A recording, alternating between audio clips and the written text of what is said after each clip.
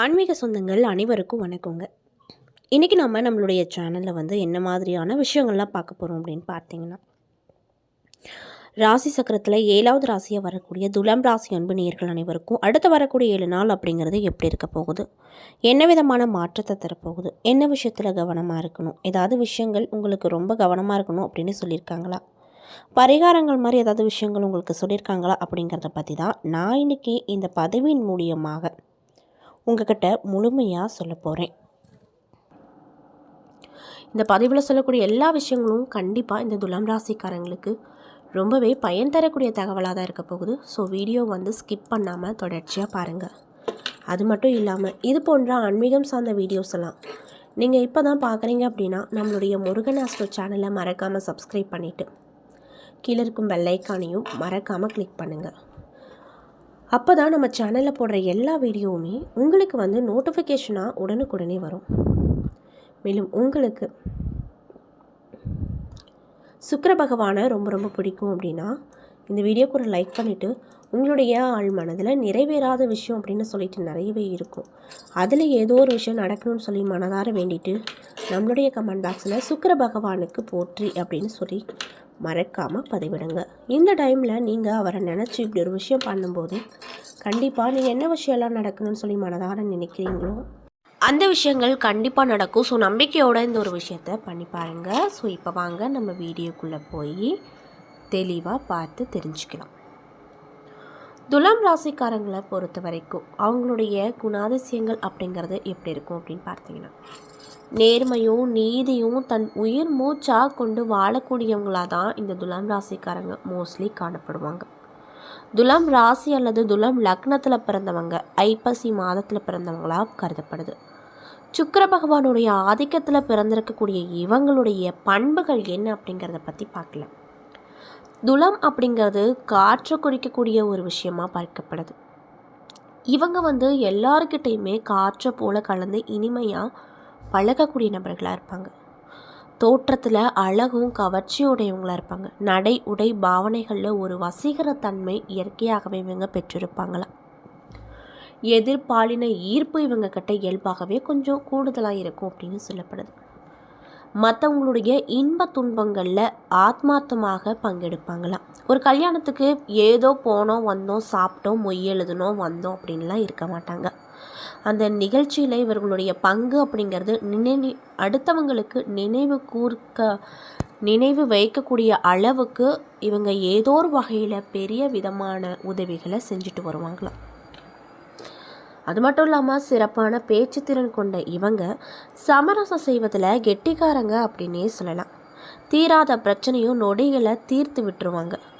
இரு தரப்பினையும் அழைத்து பேசி இருவரையும் சமாதானமாக போக வச்சிருவாங்க. அதில் இவங்க ரொம்ப கெட்டிக்காரங்க அப்படின்னு சொல்லப்படுது.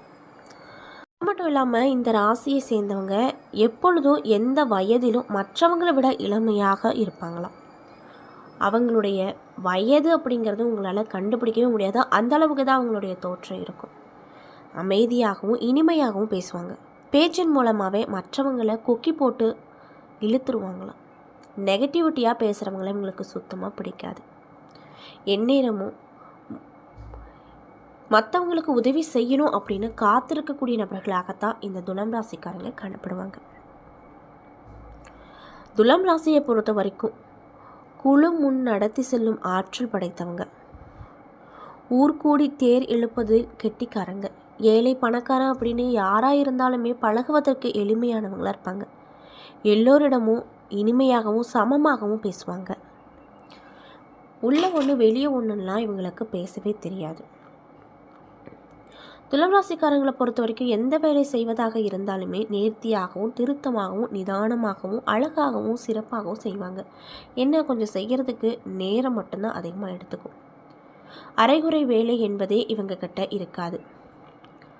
இப்படிப்பட்ட அன்பு நேயர்களுக்கு இந்த தை மாதம் என்ன விதமான மாற்றத்தை தரப்போகுது, என்ன விதமான பலன்களை தரப்போகுது அப்படிங்கிறத பற்றி தான் நான் இந்த பதிவில் உங்ககிட்ட ஷேர் பண்ணிக்க போகிறேன்.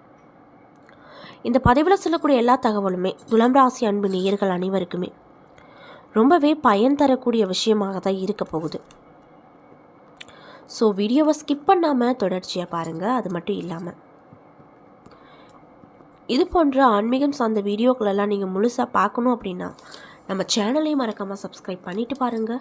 மேலும் துலாம் ராசிக்காரங்க யாராவது இந்த பதிவை பார்த்துட்ருக்கீங்க அப்படின்னா நான் சொன்ன விஷயம்லாம் உங்களுக்கு கரெக்டாக இருந்துச்சுன்னா நம்மளுடைய கமெண்ட் பாக்ஸில் கரெக்டுன்னு சொல்லி மறக்காமல் பதிவிடுங்க. ஸோ இப்போ வாங்க நம்ம வீடியோக்குள்ளே போய் முழுமையாக பார்த்து தெரிஞ்சுக்கலாம். துலாம் ராசிக்காரங்களுக்கு இந்த மாத தொடக்கத்தில் ரிஷப ராசியில் சந்திர பகவான் இருக்கார், மிதன ராசியில் குரு பகவானும், சிம்ம ராசியில் கேது பகவானும் இருக்காங்க. தனுசு ராசியில் சூரியன், செவ்வாய், புதன், சுக்கிரன் ஆகிய 4 கிரகங்கள் இருக்குது.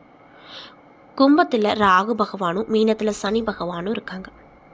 இந்த கிரகங்களின் அடிப்படையின்படி உங்களுக்கு இந்த மாதம் எப்படி இருக்கும் அப்படின்னு பார்த்தீங்கன்னா யோகமான மாதமாக கண்டிப்பாக இருக்கும். அதில் எந்த ஒரு மாற்று கருத்தும் இல்லை அப்படின்னு சொல்லப்படுது.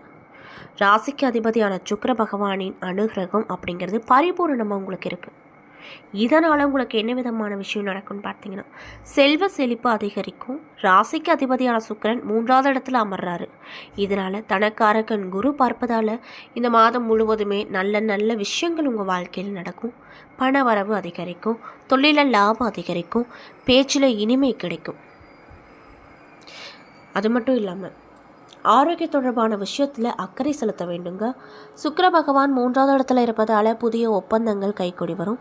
வீடு வாங்குவதற்கு கையெழுத்து போடுவீங்க. அது மட்டும் இல்லாமல் புதிய புதிய வேலை வாய்ப்புகள் கிடைக்கும். திருமணங்கள் சொன்ன தேதியில் நடக்கும். திருமண யோகம் உண்டாகும். வரன்கள் கைக்கூடி வரும். திருமண பேச்சுவார்த்தைகள் வெற்றிகரமாக முடியும்.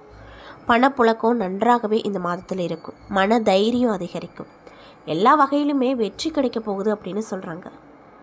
தைரியத்தை கொடுக்கக்கூடிய விஷயங்கள் நிறைய நடக்கும். பயணங்கள் அப்படிங்கிறது திருப்தி தரக்கூடிய விஷயமா இருக்க போகுது. அது மட்டும் இல்லாமல் உங்களுடைய ராசிக்கு 8வது இடத்துல சந்திரன் இருப்பதால் பயணங்களின் போது மட்டும் கொஞ்சம் கவனமாக இருங்க. மேலும் உங்களுடைய தாயாருடைய உடல் நிலையில் சில பாதிப்புகள் இருக்கும். அதனால் நீங்கள் இந்த காலகட்டத்தில் தாயாருடைய உடல் நலத்தில் ரொம்ப அக்கறை காட்டணுங்க. வீட்டில் சிலர் வேலைகள் செலவுகள் அப்படிங்கிறது அதிகமாக இருக்கும். ரிப்பேர் செலவுகள் அதிகமாக இருக்கும். வீட்டின் வடகிழக்கு மூலையை சுத்தமாக வைத்துக்கொள்வது நல்லது. வீட்டு கடன் வாங்கும் அமைப்பு உள்ளது. அது மட்டும் இல்லாமல்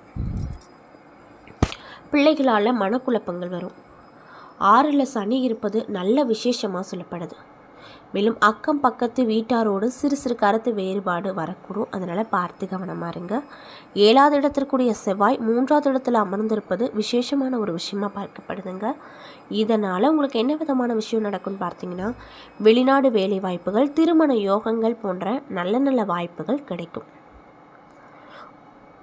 பொதுமக்கள் மத்தியில் நல்ல பேர் கிடைக்கும். புகழ் பெருகும். அஷ்டாதிபதியான சுக்கிரன் 3ல் அமர்ந்திருப்பதால் பயணங்களின் போது மட்டும் கவனமாக இருங்க. உங்கள் பேச்சை வைத்து அவமானப்படுத்தும் அமைப்பு அமைஞ்சிருக்கு. அதனால் பேச்சு வார்த்தைகளில் நீங்கள் ரொம்ப ஜாக்கிரதையாக இருக்கணும் அப்படின்னு வலியுறுத்தப்படுதுங்க. மேலும் 9வது இடத்தில் குரு பகவான் இருப்பதால் அற்புதமான யோகம் உங்களுக்கு கிடைக்க போகுது. இதனால் கல்வியில் நல்ல முன்னேற்றம் வரும். போட்டித் தேர்வுகளுக்கு தயாராகிட்டு இருக்கீங்க அப்படின்னா அதில் வெற்றி பெறக்கூடிய யோகம் அமைஞ்சிருக்கு. உங்களுடைய தாயாருடைய உடல்நலில் அக்கறை எடுத்துக்கொள்வது நல்லது. மற்றவர்களை விமர்சித்து பேசுவதை தவிர்த்துக்கோங்க. 10வது இடத்திற்கான அதிபதி சந்திர பகவான் 8ல் அமர்வதால் இன்னும் சிலருக்கு வேலை மாற்றம் கிடைக்கும். 11வது இடத்துல கேது இருப்பதால் தாய் வழி உறவால் நன்மை நிறைய வரும் அப்படின்னு சொல்கிறாங்க. கோர்ட்டு கேஸு வம்பு வழக்குகளில் வெற்றி கிடைக்கும் அப்படின்னு சொல்கிறாங்க. 12வது இடத்திற்கு அதிபதியான புதன் 3வது இடத்துல இருப்பதால் சிலருக்கு இடமாற்றங்கள் வரும். அது மட்டும் இல்லாமல் நல்ல வரனுக்காக காத்து கொண்டிருக்கக்கூடிய பெற்றோர்களுக்கு இந்த காலகட்டத்தில் உங்களுடைய மகளாக இருந்தாலும் சரி மகனாக இருந்தாலும் சரி நல்ல வரன் கிடைக்க பெற்று ரொம்பவே மகிழ்ச்சியில் திளைத்து போவீங்க. பணியிடத்தில் தேவையில்லாத குற்றச்சாட்டுகள் வர காரணமாக இருப்பதால் பணியிடத்தில் உங்களுக்கு கொடுக்கப்பட்ட வேலைகளை மட்டும் நீங்கள் பாருங்கள். தேவையில்லாமல் மற்றவங்களுடைய பிரச்சனையில் தலையிட வேண்டாம் அப்படின்னு வலியுறுத்தப்படுது. என்ன நண்பர்களே, இந்த பதிவுகளில் துலாம் ராசிக்காரங்களுக்கு அடுத்து வரக்கூடிய 7 நாள் அப்படிங்கிறது எப்படி இருக்க போகுது, என்ன விதமான மாற்றத்தை தரப்போகுது, என்ன விஷயத்தில் கவனமாக இருக்கணும் அப்படிங்கிறத பற்றியும், என்ன விஷயங்களை உங்களுக்கு பரிகாரங்களாக சொல்லியிருக்காங்க அப்படிங்கிறத பற்றியும் நான் இன்றைக்கி இந்த பதிவின் மூலியமாக உங்ககிட்ட ஷேர் பண்ணியிருப்பேன். இந்த பதிவில் சொல்லியிருக்கக்கூடிய எல்லா விஷயமும் கண்டிப்பாக உங்களுக்கு பயன் தரக்கூடியதாக அமைஞ்சிருக்கும். ஸோ வீடியோ பிடிச்சிருந்தால் லைக் பண்ணுங்கள், ஷேர் பண்ணுங்கள், மறக்காமல் சப்ஸ்கிரைப் பண்ணிடுங்க.